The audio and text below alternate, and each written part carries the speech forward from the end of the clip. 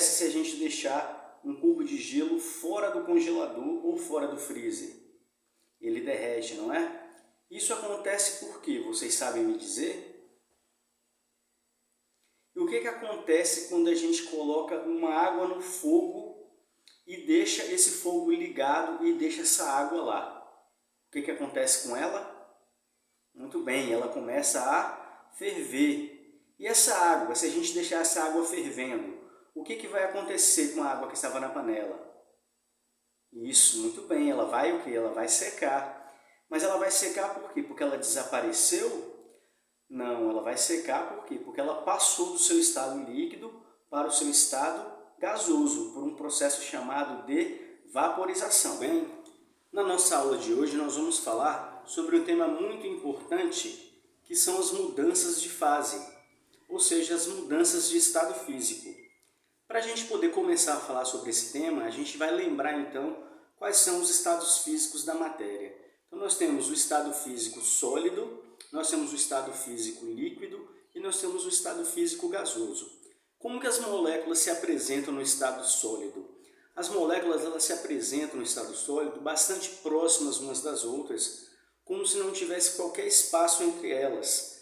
E o grau de agitação que essas moléculas apresentam, ou seja, a energia cinética dentro delas, é uma energia cinética relativamente baixa.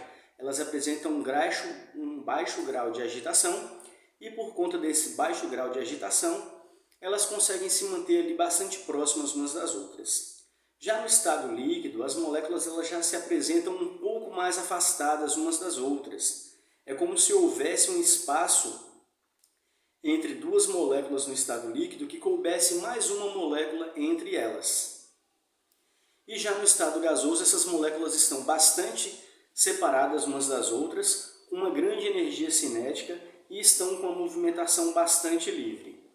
Bom, lembrando que esse grau de agitação, essa energia cinética que existe, ela é a grande responsável por alterar o estado físico da matéria. Logo, se nós temos então uma substância que se encontra no estado sólido, em que as moléculas estão bastante unidas umas com as outras, e a gente começa então a aquecer essas moléculas, aquecer essa substância, a energia cinética dentro dessa substância ela começa então a aumentar, essas moléculas começam a se agitar e por conta desse aumento da agitação elas começam a se afastar um pouco mais, até que atingem uma determinada temperatura e elas então começam a passar do estado sólido para o estado líquido. E essa temperatura então nós vamos chamar de temperatura de fusão. Logo, temperatura de fusão é a temperatura na qual a estrutura cristalina do sólido deixa de se apresentar como está e a substância passa então para o estado líquido em que as moléculas se encontram um pouco mais afastadas. Como exemplo, nós podemos citar então a água, que ela tem um ponto de fusão conhecido como 0 graus Celsius ao nível do mar, ou seja, sob uma pressão de 1 atm ou 760 milímetros de mercúrio.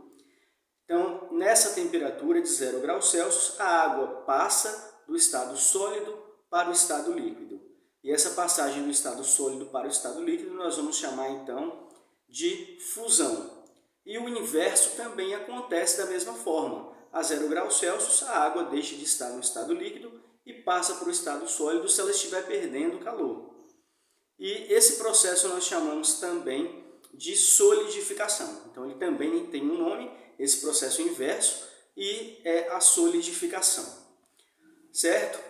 Imagine que a gente então tem essa mesma água que nós estamos citando, que ela vinha sendo aquecida, estava congelada, a 0 graus Celsius ela então passa para o estado líquido, ela atinge o seu ponto de fusão e nós continuamos aquecendo essa água, oferecendo então energia, oferecendo calor para essa água e o grau de agitação dessas moléculas começa a aumentar ainda mais ao ponto em que a temperatura atinge 100 graus Celsius. E quando essa temperatura atinge 100 graus Celsius, nós começamos a perceber que a água então ela começa a passar para o seu estado gasoso, ela passa para a sua forma de vapor. E nós temos então a 100 graus Celsius o chamado ponto de ebulição da água, que é o ponto em que a água passa do seu estado líquido para o seu estado gasoso. Ok. Professor, e a água pode passar então do estado sólido diretamente para o estado gasoso? Pode. Então, em algumas situações, a água, né, como a gente viu em alguns teatros, em alguns cinemas, o gelo seco ele sublima. Então, a sublimação é o fenômeno que a gente retrata como sendo a passagem da água do seu estado, não somente da água, né? Mas no nosso exemplo da água, do seu estado sólido para o seu estado gasoso, sem passar pelo estado líquido. Nós temos um outro exemplo que é a naftalina. A naftalina que as nossas avós, as nossas mães usavam antigamente, né, para poder evitar que insetos se aproximassem de roupas ou de determinados locais. E essa naftalina, ela simplesmente vai perdendo massa ao longo do tempo porque ela sublima. Então ela passa do seu estado sólido diretamente para o estado gasoso através desse fenômeno que nós chamamos de sublimação.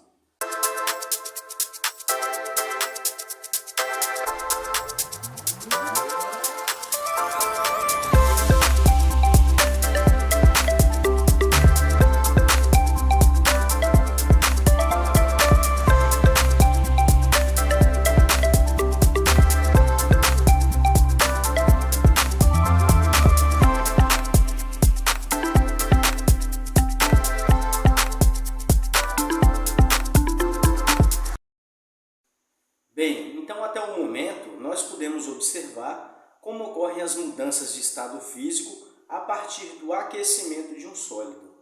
Mas e se falarmos então do processo inverso? Se começarmos a resfriar um gás, como que esses processos aconteceriam de forma inversa? Como se dariam então essas mudanças de estado físico a partir de um gás? Bom, quando nós resfriamos um gás e ele passa então para sua forma líquida, nós temos o processo chamado de liquefação. Então, liquefação ou condensação é quando um gás passa para o seu estado líquido. E quando esse líquido ele perde calor, né, ele começa então a entrar no estado sólido, nós temos o processo chamado de solidificação ou cristalização. Isso seriam as transformações no sentido inverso. Um outro aspecto importante que a gente tem que entender é a gente refletir na seguinte situação. Quando nós estendemos a nossa roupa no varal, a roupa seca ou não seca? Ela seca.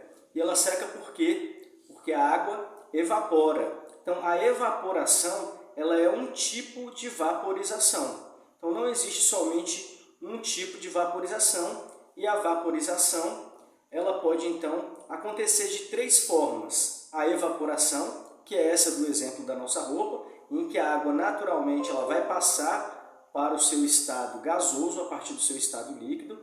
Isso não acontece somente com água, mas estamos usando a água como exemplo nessa nossa aula. E quando nós temos, então, o aquecimento da água, e essa água atinge uma determinada temperatura em que ela começa a passar para sua forma de vapor, nós temos então a ebulição. Então a ebulição é um processo que depende de um aquecimento até que se atinja o ponto de ebulição daquela determinada substância e ela então passa do estado líquido para o seu estado gasoso. E nós ainda temos também a chamada calefação, que é como se a gente estivesse com uma panela bem quente no fogo ou uma chapa bem quente no fogo e a gente respingasse a mão molhada em cima da chapa. E quando aquela pequena gota de água cai sobre a chapa, ela imediatamente já passa para sua forma de vapor.